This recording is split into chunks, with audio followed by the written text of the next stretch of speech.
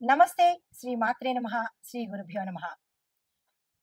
మనకి ఖగోళంలో ఎప్పుడూ చెప్పుకుంటున్నట్టే గ్రహాలు తమ తమ పరిధిలో ముందుకు వెళ్ళడము అంటే సంచారం చేస్తూ మళ్ళా ఒక్కొక్కసారి వెనక్కి వస్తూ మళ్ళా ముందుకు వెళ్తూ ఉంటారు. అంటే ఈ గ్రహ సంచారాలు ఎందుకు అలా చేస్తుంటాయి అంటే కనుక ఇది ప్యూర్‌లీ మనకి మానవుల యొక్క పూర్వజన్మ కర్మను అనుసరించి ఆయా ఫలితాలను ఇవ్వడానికే ఇటువంటి గ్రహ సంచారాలు జరుగుతాయి అనేది మన జ్యోతిష శాస్త్ర ప్రకారం చెప్పబడింది.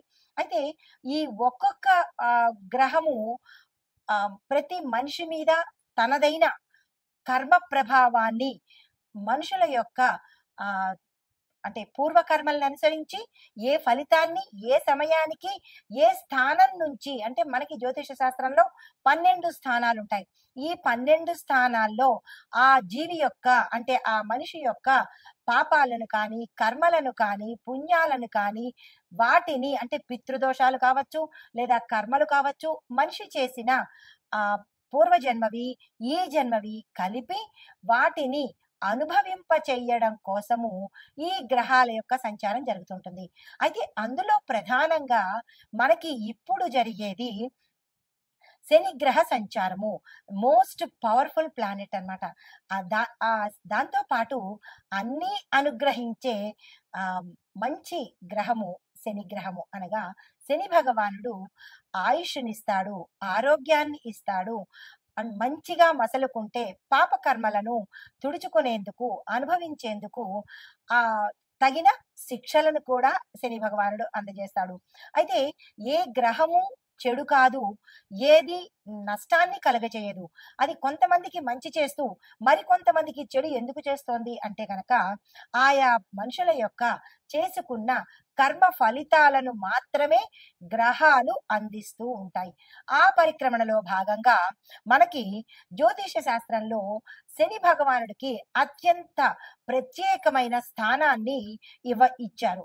ఆయన కర్మ ప్రదాత అంటే శనిదేవుడు సహనానికి పరీక్ష పెట్టడమే కాకుండా సహనాన్ని కూడా అనుగ్రహింపజేస్తాడు. అయితే ఈ శని తలుచుకుంటే ధనికుడు అపర కుబేరుడు కూడా అంటే మిలియనీరు ట్రిలియనీరు కూడా తెల్లారేపాటికి క్షణమాత్రంలో నిరుపేదని చేస్తాడు. అలాగే పూటకు గతిలేని నిరుపేదను కూడా తక్షణం మాత్రాన్నే ధనికుణ్ణి చేసే శక్తి శని భగవానుడికి ఉందన్నమాట. అందుకే అందరూ శని అంటే భయపడతారు. భయం కాదు, భక్తితో ఉండాలి. చాలా శక్తివంతమైన గ్రహము. అయితే ఆయన ఏమని శపథం చేస్తున్నాడు? ఈ మే నెలలో తన సంచారము అంటే మార్చి 29న శని భగవానుడి యొక్క సంచారము మనకి ఆహ్, మేషం నుంచి మొదలైంది. అయితే ఇప్పుడు మరలా వెనక్కి వెళ్ళి తిరిగి మళ్ళా తిరోగమన దశలో 138 రోజుల పాటు గ్రహాల అంటే కొంతమందికి అంటే కొన్ని రాసుల వాళ్లకు చుక్కలు చూపిస్తాను అని శపథం చేసి మరి వస్తున్నాడు. ఎందుకు అలా అంటున్నాడు? ఎందుకు చుక్కలు చూపిస్తానంటున్నాడు అంటే ఆయా జాతకులు అంటే ఆ రాసుల వాళ్ళు, ఆ నక్షత్రం వాళ్ళు గత జన్మ పాప కర్మలను తుడిచేందుకు ఈ సమయంలో తన తిరోగమన సమయంలో చాలా ఇబ్బందులకు గురి చేయబోతున్నాడు. ఆ రాశులు ఏంటంటే కనుక మేషరాశి, మిథున రాశి, సింహరాశి. అంటే మిగతా రాశులకు కూడా ప్రభావం ఉంటుంది. కానీ ఈ మేష, మిథున, సింహరాశుల వాళ్లకు చాలా చాలా చాలా గడ్డు కాలము, చాలా కష్టాలు పడవలసిన సమయము ఈ 138 రోజుల పాటు. అయితే క్లుప్తంగా చెబుతాను మేషరాశి వారికి, మిథున రాశి వారికి, సింహరాశి వాళ్ళకి. మరలా నేను చాలా ఏ రంగాల వాళ్లకు ఎలా ఉండబోతోంది అని చాలా వివరంగా మీకు తెలియపరుస్తాను. అయితే ముందుగా మేషరాశి వారికి ఈ శని తిరోగమన సంచారం వల్ల జాతకులకు విపరీతమైన కష్టాలను ఇవ్వబోతున్నాడు. ఏ పని చేసినా అవ్వకపోవడము, విఘ్నాలు కలగటము ఇలాంటివి చాలా కష్టకాలము, గడ్డు కాలము ఈ మేషరాశి వాళ్ళకి.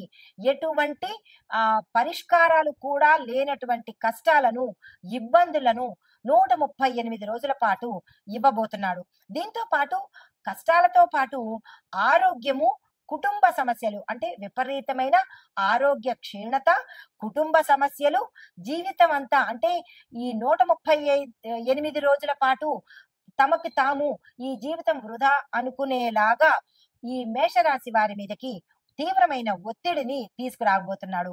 తర్వాత మిథున రాశి వారికి కూడా ఈ తిరోగమన సమయంలో 138 రోజుల పాటు తీవ్రమైన కష్టాలు పడనున్నారు. ఈ సమయంలో వీరికి ఉద్యోగాల్లో ఇబ్బందులు, ఉద్యోగస్తులకు అయితే కెరియర్‌లో ఇబ్బందులు, కొంతమందికి నష్టాలు ఉండడము, తర్వాత జీవితంలో కొన్ని ఇబ్బందులు కలగడము, ఆరోగ్యపరంగా వీరికి ఎటువంటి ఇబ్బందులు లేవు కానీ మిగతా నష్టాలను కలగజేయబోతున్నాడు. జాగ్రత్తగా ఉండవలసిందిగా చెప్పడమైంది. అయితే కొంతమంది కొన్ని నక్షత్రాల వాళ్ళు అనగా మిథున రాశిలో ఉండే అన్ని నక్షత్రాల వాళ్ళకి ఇది వర్తింపదు. కొన్ని నక్షత్రాల వాళ్ళకు మాత్రమే ఈ కష్టాలతో పాటు అనారోగ్యాన్ని కూడా అందించబోతున్నాడు. జాగ్రత్తలు తీసుకోండి. తర్వాత సింహరాశి అంటే నేను ముఖ్యంగా 3 రాశుల గురించి ప్రత్యేకంగా చెబుతున్నాను. తదుపరి మరలా అన్ని రాశుల గురించి వివరంగా తెలియపరుస్తాను. అయితే సింహరాశి వాళ్ళకి ఈ శని తిరోగమనం వల్ల 138 రోజులు నష్టాలను, ఆస్తి నష్టాలు, ఆరోగ్య నష్టాలు, ఉద్యోగ నష్టాలు, తీవ్రమైన సమస్యలు, ఎక్కువగా ఇబ్బందులు పెట్టేటట్టుగా ఈ అంటే ఏ పని చేసేదానికి ముందుకెళ్లకుండా ఇంకా ఒకటని కాదు, రెండని కాదు, తీవ్రమైన కష్టాలను ఈ 3 రాశుల వాళ్ళు ఎక్కువగా 138 రోజుల పాటు అనుభవించే దిశగా శని భగవానుడు ఛాలెంజ్ చేసి మరీ వస్తున్నాడు. దానికి తగ్గ పరిహారాలు, సూచనలు నేను చెప్తాను. మీరు భయపడకండి. ధైర్యంగా ఉండండి. మంచి కర్మలను చేసుకుంటే శని భగవాన్ నుండి ప్రసన్నం చేసుకోవడం చాలా సులువు. దానికి భయపడి మనం ఏమీ చేయకుండా ఉంటే, చెడు కర్మలు చేస్తూ పోతూ ఉంటే ఇంకా ఎక్కువగా ఇచ్చే ఒకటి దగ్గర 100 కష్టాలు ఇస్తాడు. కాబట్టి మీరు భయపడకుండా భక్తితో శని భగవానుడికి ఏం చేస్తే మంచిదో నేను చెప్తాను. ఆ ప్రకారంగా చేసుకునే ప్రయత్నం చేసుకోండి. అయితే ఈ శని భగవానుడు 138 రోజులు తన తిరోగమన సంచారంలో ఒక మనుషులకే కాదు చాలా రకాల వ్యవస్థల మీద తనదైన ప్రతాపాన్ని చూపిస్తున్నాడు. అయితే ముందుగా ఆర్థిక విభాగంలో ఎలాంటి ప్రభావము, ఆర్థిక విభాగం అనగా ఎకానమీ విషయంలో శని తిరోగమనము ధనభావంలో అనగా 2వ స్థానంలోను అంటే 2వ స్థానంలో ధనభాగం అంటే లాభాన్ని ఇస్తున్నాడు. తర్వాత 11వ భావంలో కూడా మంచి లాభాలను ఇవ్వబోతున్నాడు. అయితే ఈ దీనిలో భాగంగా కూడా కొంత ప్రతికూలతను అంటే మంచి ధనము, లాభము ఇస్తూ కూడా కొంత ప్రతికూలతను కలగజేస్తున్నాడు. దీని యొక్క ప్రభావము ఆర్థిక విభాగం మీద ఎలా ఉండబోతోందంటే స్టాక్ మార్కెట్ లో తీవ్రమైన ఒడిదుడుకులు అంటే బిఎస్సి, ఎన్ఎస్సిలలో అస్థిరత ఉంటుంది, స్థిరత్వం ఉండదు. అటు ఇటుగా కదులుతూ ఉండడము, ఒకసారి ఎక్కువ ఒకసారి తక్కువ, అనిశ్చిత, అస్థిరత రెండు కలుగుతున్నాయి. అయితే విదేశీ పెట్టుబడులు ఎఫ్డిఐ క్షీణత చెందుతాయి అంటే తగ్గిపోతూ ఉంటాయి. తర్వాత రూపాయి విలువ డాలర్తో పోలిస్తే పడిపోయే అవకాశం కూడా ఈ 138 రోజుల్లో చాలా ప్రస్ఫుటంగా కనబడుతోంది. అయితే బడ్జెట్ లో వ్యయం ఎక్కువ అవుతుంటాయి అంటే ఎక్కువగా ఖర్చులు అయ్యే అవకాశము, ఆదాయము తక్కువ అయ్యే అవకాశము. అంటే మనుషులకే కాదు ఈ శని ప్రభావము దేశం మీద అన్ని రంగాల మీద పడబోతుంది అనమాట. అయితే దేశం మీద ఇలాంటివి పడబోతున్నాయి. దీంతో పాటు ప్రభుత్వానికి అప్పు భారము ఎక్కువైపోయే అవకాశం కనబడుతోంది. గోల్డ్, రియల్ ఎస్టేట్ మార్కెట్ లో కాస్త పెరుగుదల ఎక్కువ ఉండడంతో పాటు ద్రవ్యోల్బణ భయం కూడా ఈ సమయంలో కలగబోతోంది. అయితే బ్యాంకింగ్ రంగంలో కొన్ని మార్పులు, చిన్న చిన్న బ్యాంకులు విలీనం అయిపోతాయి అంటే చిన్న చిన్న బ్యాంకులన్నీ మర్జ్ అయిపోతాయి అన్నమాట, కలిసిపోతుంటాయి. అయితే దీనికి మనం సూచన ఏం చేసుకోవాలి అంటే కనుక ప్రభుత్వానికి విత్త వ్యవహారాలు అంటే డబ్బుతో కూడినటువంటి వ్యవహారాలు చాలా చేయవలసిన అవసరం ఈ సమయంలో ఉంది. నూతన పెట్టుబడుల మీద ప్రత్యేకమైన దృష్టి ప్రభుత్వం తెచ్చుకోవాలి. తర్వాత రక్షణ విభాగం మీద ఎలాంటి ప్రభావము అంటే డిఫెన్స్ అన్నమాట. దీని మూలకంగా శని తిరోగమనంలో సైనిక స్థిరత్వ భవనాలను అంటే భావాలను ప్రభావితం చేస్తుంది. అంటే సైనికులలో స్థిరత్వ భావాలను కలగజేస్తుంది. దీని యొక్క ప్రభావం ఎలా ఉండబోతోంది అంటే గనక సరిహద్దు ప్రాంతాలలో అంటే ఎల్ఓసి LAC అంటే ఈ ప్రాంతాలలో అప్రమత్తత పెరుగుతుంది. అంటే ఆ ప్రాంతాలు చాలా అలర్ట్ అవుతాయన్నమాట. ఇప్పటికే అలాంటివి జరిగాయి. ఇంకా జరగబోతున్నందుకు దేశం మనకి ప్రత్యామ్నాయాలు తీసుకుంటుంది. రక్షణ కూడా కల్పిస్తుంది. ప్రజలు భయపడాల్సిన పని లేదు. అయితే పాకిస్తాన్, చైనా దేశాలతో చర్చలు జరిపే అవకాశము ఎక్కువగా కనబడుతోంది. ఈ విషయం ఆల్రెడీ దీనికన్నా ముందు మనకి అర్థమైపోయింది కదా! అంటే జ్యోతిష్యము నమ్మకమైన శాస్త్రం ఇది. ఆషామాషీది కాదు. జరగబోయేది చెప్పేదే జ్యోతిష్యం అన్నమాట. దీన్ని కొంతమంది ఏంట్లే అని ట్రాష్ అని తీసేస్తుంటారు. మనకి ప్రత్యక్ష నిదర్శనాలు కనిపిస్తున్నాయి కదా! నమ్మక తప్పదు. నమ్మాలి. అయితే చిన్నిపాటి సంఘర్షణలు కూడా జరిగే అవకాశాలు గోచరిస్తున్నాయి. అయితే దేశీయ రక్షణ పరిశ్రమ అంటే మీడియా ఇనిషియేటివ్ కొన్ని బలహీనతలు బయటపడే అవకాశం కనబడుతోంది. అయితే సైనిక వ్యయాలు అంటే సైనికుల్ని మనం తెచ్చుకోవడం కోసం కొంత ఖర్చులు పెట్టవలసిన అవసరం కూడా ఈ సమయంలో కనబడుతోంది. మరి దీనికి సూచన ఏం చెయ్యాలి అంటే గనక రక్షణ రంగానికి బలమైన మద్దతును ఇవ్వాలి. వాళ్ళని బలోపేతం చెయ్యాలి. వాళ్ళని సపోర్ట్ చెయ్యాలి. సరిహద్దు ప్రాంతాల్లో ముందస్తు జాగ్రత్తలు తప్పనిసరిగా తీసుకోవాలి. అయితే ఇది రక్షణ విభాగానికి. మరి వ్యవసాయ విభాగానికి ఎలాంటి పరిణామాలు వస్తున్నాయి అంటే దీనికి మూల కారణము వృషభము, కర్కాటక స్థానాల్లో అంటే వృషభ రాశిలోను, కర్కాటక రాశిలోను శని తిరోగమనం ప్రభావము అంటే తిరోగమనం చేస్తున్నాడు అనమాట. మేషం నుంచి వృషభానికి ఇప్పుడు వస్తున్నాడు. వృషభము, కర్కాటకము మళ్ళీ ఈ రెండిట్లోంచి తిరోగమనం చేయడం వల్ల ఏమవుతోంది? దాని యొక్క ఫలితాలు వర్షపాతము అసమతుల్యతగా ఉంటుంది. అంటే కాసేపు ఎక్కువగా వర్షం రావడము, కాసేపు తగ్గిపోవడము. వర్షపాతంలో వర్షాలు పడేదానిలో కరెక్ట్ గా ఇది అని ఎదమిద్దంగా ఉండదన్నమాట. కొన్ని ప్రాంతాల్లో వర్షాలు ఎక్కువ, కొన్ని ప్రాంతాల్లో అసలు వర్షాలే ఉండవన్నమాట. అయితే ఖరీఫ్ పంటలకు ఇది మిశ్రమ ఫలితాలు ఇచ్చే సమయము. ధాన్యము, పప్పు దినుసులు కొద్దిగా ధరలు తగ్గే అవకాశం కూడా కనబడుతోంది. అయితే రైతులకు రుణభారాలు పెరిగిపోయే అవకాశం ఉంది.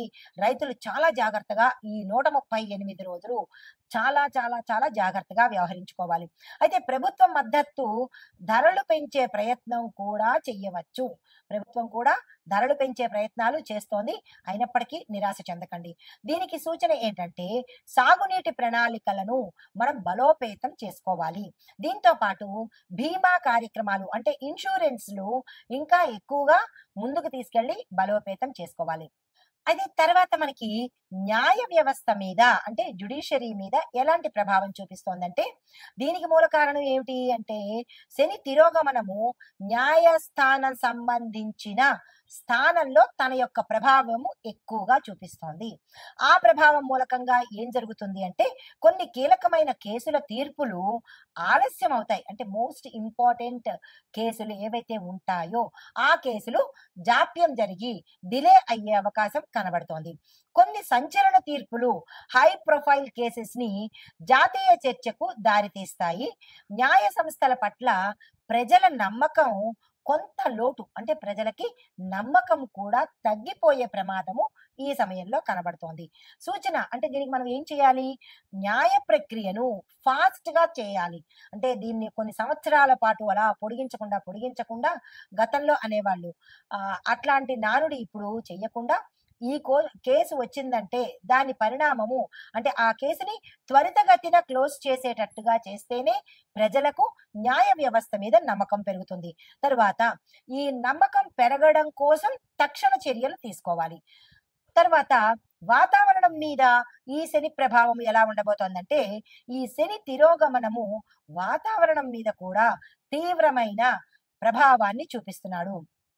అవి ఎలాంటి ప్రభావాలంటే కనుక అకస్మాత్తుగా మిడిమిడి వర్షాలు, పూర్తిగా కూడా కాదు, సగం సగం వర్షాలు, అటు ఎండ ఇటు వాన రెండు కలిపి ఉండేటట్టుగాను, పశ్చిమ మరియు తూర్పు తీరాల్లో తుఫాన్లు వచ్చే అవకాశం చాలా ఎక్కువగా కనపడుతోంది.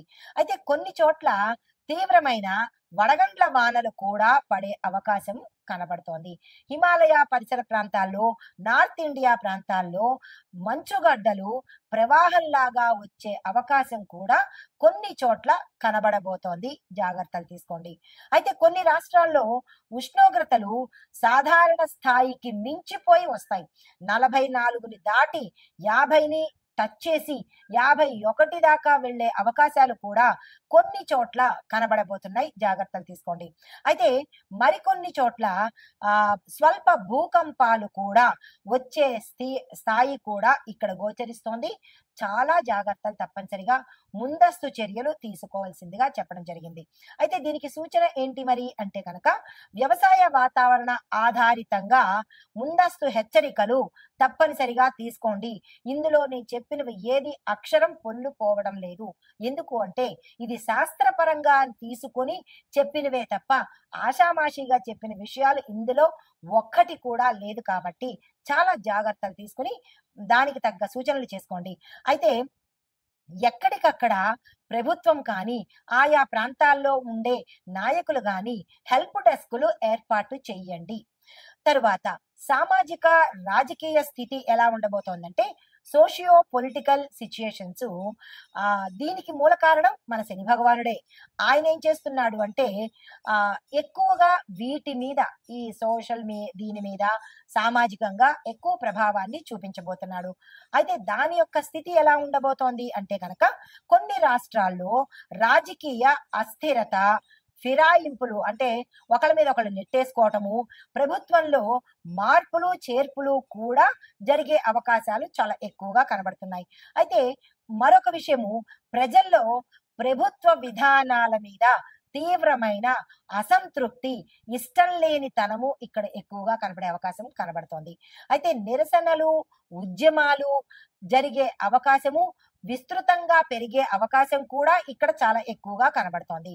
కొన్ని చోట్ల దళితులు, గిరిజనులు తమ హక్కుల కోసము పెద్ద స్థాయిలో ఉద్యమాలు కూడా జరిగే అవకాశాలు సూచనప్రాయంగా కనబడుతున్నాయి.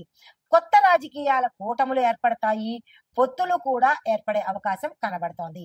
అయితే మరి దీనికి సూచన ఏం చేయాలి అంటే కనుక ప్రజల సమస్యలను తక్షణమే ఆలకించాల్సిన అవసరం తప్పకుండా ఉంది. రెండవది, మద్దతుదారులను చక్కదిద్దే రాజకీయ మౌలిక మార్పులను తక్షణమే తీసుకోవాలి. ఇవి మనకి చెప్పదగిన సూచనలు. అయితే ఓవరాల్ గా చూసినట్టయితే కనుక సామర్థ్యం ఉన్న నాయకత్వము, తరువాత సూక్ష్మ ఆర్థిక విధానాలు, బలమైన రక్షణ ప్రణాళికలు తీసుకుంటేనే కొంత రెమెడీస్ కల్పించే అవకాశం కనబడుతోంది. వీటి మీద తప్పనిసరిగా ప్రభుత్వం కానీ, ప్రజలు కానీ, నాయకులు కానీ దృష్టి పెట్టాల్సిన అవసరం 100% ఉంది. మేషాది ద్వాదశ రాశుల వారికి ఈ శని తిరోగమనం వల్ల 138 రోజుల పాటు ఆయన ఛాలెంజ్ విసిరాడు. మిమ్మల్ని ఈ రకంగా ఇబ్బంది పెట్టబోతున్నాను అని చెప్పి ఛాలెంజ్ చేశాడు. అయితే ఆ ఛాలెంజ్ లో ఏ రాశుల వాళ్ళు ఎంత ఎక్కువ శాతం ఇబ్బంది పడుతున్నారు అంటే కనుక మేష, మిథున, సింహరాశి వాళ్ళు చాలా చాలా తీవ్రమైన ఇబ్బందులు ఎదుర్కోబోతున్నారు, కష్టాలు ఎదుర్కోబోతున్నారు. ఆర్థికంగాను, మానసికంగాను, ఆరోగ్యపరంగా, కెరియర్ పరంగా, వ్యాపార పరంగా, ఇలా ఒకటేమిటి, ఎవరెవరు ఏ స్థానాల్లో ఉన్నారో ఆ విద్యార్థుల దగ్గర నుంచి ప్రతి ఒక్కళ్ళని ఆయన ఇబ్బంది పెట్టడానికే ఈ 138 రోజులు ఉండబోతున్నాడు. చాలా జాగ్రత్తలు తీసుకోండి. అయితే ముందుగా మేషరాశి వారికి ప్రభావము, ఆర్థిక నష్టాలు ఎక్కువ అవుతాయి. మీరు ఏ పని చేసినా డబ్బుతో నష్టపోతూ ఉంటారు. పెట్టుబడులు జాగ్రత్తగా పెట్టుకోవాలి. ఉద్యోగంలో మార్పులు మీకు అస్సలు మంచి ఫలితాన్ని ఇవ్వవు. మార్పులు వస్తాయి కానీ అవి ఫ్రీక్వెంట్ గా మారడాలు, దానివల్ల నష్టపోవడాలు, ఇలాగా ఈ 138 రోజులు మీరు బాధలు పడవలసిన పరిస్థితి ఉంది. పాత సమస్యలు, మీరు వదిలిపోయింది, గొడవ తీరిపోయింది అని అనుకున్న సమస్యలు, మీరు మర్చిపోయిన సమస్యలు తిరిగి మళ్ళా వెలుగులోకి వస్తాయి. జాగ్రత్తలు తీసుకోండి. ఆరోగ్యపరంగా మానసిక ఒత్తిడి, శారీరక అలసట, కొన్ని రుగ్మతలు, తెలియని రుగ్మతలు కూడా తిరిగి మళ్ళా పునరావృతమయ్యే అవకాశం ఉంది. జాగ్రత్తలు తీసుకోండి. కుటుంబ జీవితంలో అపార్థాలు, మనస్పర్ధలు, విడిపోవడాలు, కొట్టుకోవడాలు, ఇలాగా ఒకటేంటి అన్ని రకాలుగా చాలా ఇబ్బందులు ఉన్నాయి. జాగ్రత్తలు తీసుకోండి. మీకు చెప్పదగిన పరిహారాలు: ప్రతి శనివారము స్వామివారిని ప్రసన్నం చేసుకునే ప్రయత్నం చేయండి. పూజలు చేయండి, మంచి చేయండి, మంచి ఆలోచన చేయండి. ఎవరిని మోసం చేయడానికి అస్సలు ఈ సమయంలో చూడకండి. మాటలు జాగ్రత్తగా వాడండి. శని భగవానుడికి ఇష్టమైన పనులు, దానాలు, ధర్మాలు, పుణ్య కార్యక్రమాలు, మీకన్నా తక్కువ వారిని ఆదరించడము, మంచిగా పలకరించడము, మోసం చెయ్యకపోవడము, ఇలాంటి పనులన్నీ చేస్తే శని భగవానుడు చాలా సంతోషపడతాడు. మీరు అది చెయ్యండి. అది చేస్తే తీవ్రత చాలా తగ్గుతుంది. దీంతో పాటు హనుమాన్ చాలీసాని 11 సార్లు తప్పనిసరిగా చదవండి. ఈ బాధలు పడతారా? హనుమాన్ చాలీసాని చదువుకుంటారా? అది మీ ఇష్టము. అయితే నలుపు రంగు ధాన్యాలను, అంటే నల్ల పెసలు, నల్ల మినుములు, నల్ల నువ్వులు దానంగా ఇచ్చినట్టయితే కొంత సానుకూలమైన ఫలితాలు పొందే అవకాశం ఉంది. అయితే మీకు ఒక చిన్న మంత్రాన్ని ఇస్తున్నాను. దాన్ని కూడా చదవండి. ఉపశమనం కలుగుతుంది. ఎవరు చదువుతారు అని అనుకుంటే అది మీ ఇష్టము. అయినప్పటికీ కొంతమంది కోసం ఇస్తున్నాను. ఓం శం శనేశ్వరాయ నమః. ఈ మంత్రాన్ని 11 సార్లే, ఇంకా ఎక్కువ సార్లు కాదు కాబట్టి ప్రతినిత్యము 138 రోజులు తప్పకుండా ఒక డైరీలో రాసుకోండి. ప్రతిరోజు టిక్ పెట్టుకోండి. 138 రోజులు 11 సార్లు తప్పనిసరిగా శని మంత్రాన్ని చదువుకోండి. ఇది మీకోసమే సుమా. ఇది ఈ రాశిలో ఉండే వారికి చెప్పదగిన అయితే దీనితో పాటుగా, ఈ దానాలతో పాటుగా మీరు గోధుమలను, నల్ల వస్త్రాలను కూడా ఇవ్వండి మీ యొక్క యథాశక్తికి. మీకు కలిసి వచ్చే రంగులు నలుపు రంగు, నీలి రంగు. ఏదైనా పని మీద వెళ్ళేటప్పుడు కానీ, లేదు అంటే కనుక మీకు ఎప్పుడైనా మనసు బాగోకపోయినప్పుడైనా, లేదైనా ఏది మీరు అనుకున్నప్పుడు సాధ్యమైనంత వరకు నలుపు రంగు, నీలి రంగు వస్త్రాలకు ప్రాధాన్యత ఇవ్వండి. దీంతో పాటు మీకు కలిసి వచ్చే రంగులు 8, 17. ఏ ప్రయత్నాలు చేసినా, ఏం చేసుకున్నా ఈ డేట్లను చూసుకొని ఈ సంఖ్యలు కలిసి వచ్చేటట్టుగా మీరు చేసుకుంటే శని భగవానుడి అనుగ్రహాన్ని తప్పనిసరిగా పొందుతారు. నమస్తే.